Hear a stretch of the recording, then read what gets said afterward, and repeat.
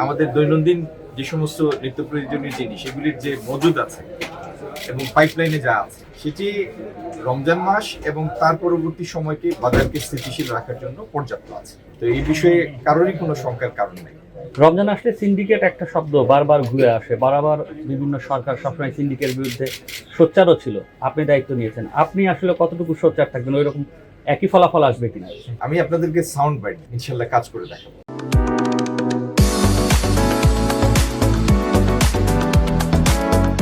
আমরা দেখেছি যে গত 6 মাসে এই অর্থ বছরের রপ্তানি দেখছি যে নিম্নগতি, সেই জায়গাটা কিভাবে সামাল দিবেন এবং অন্যান্য দেশের সাথে যে আমাদের যে চুক্তি এফটিএ বা আমরা যদি সমঝোতা চুক্তির কথাও বলি, সেই বিষয়গুলো নিয়ে বাণিজ্যকে এগিয়ে নেওয়ার কি ধরনের পরিকল্পনা আপনার রয়েছে? আমাদের রপ্তানির সংকীর্ণতা তো আমাদের সবার জানা, কারণ আমাদের এক্সপোর্টের একটা মাত্র পণ্য পুরো রপ্তানি পণ্যের প্রায় 85, রপ্তানি বাজারের 85 বা রপ্তানি আয়ের 85। প্রথম কথা হলো এটাকে ডাইভার্সিফাই করা, আরো নতুন নতুন পণ্য এটার মধ্যে অন্তর্ভুক্ত করা এবং আগামী দিনে সেই বাজারগুলিকে প্রসারিত করা এবং যারা ব্যবসার জন্য এগিয়ে আসবেন ব্যক্তি খাতে তাদেরকে ঠিকমতো সহায়তা করা, এগুলি হবে আমাদের লক্ষ্য।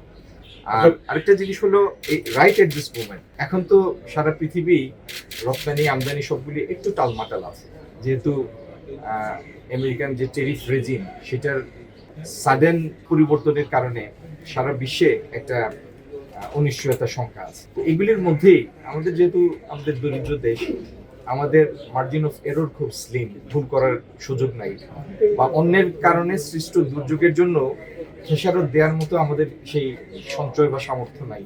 সেজন্য আমাদের যে স্লথ গতি আমরা দেখেছি গত 3-4 মাসে, সেখান থেকে আমাদের দ্রুত বেরিয়ে আসতে হবে এবং এটা নিয়ে আমরা কাজ শুরু করি। আচ্ছা, যুক্তরাষ্ট্রের সঙ্গে বাণিজ্য চুক্তিটা যেটা অন্তর্বর্তী সরকার করে গেল, সেটা নিয়ে ব্যাপক সমালোচনা হচ্ছে। নির্বাচিত সরকার এই চুক্তিটা কিভাবে দেখবে?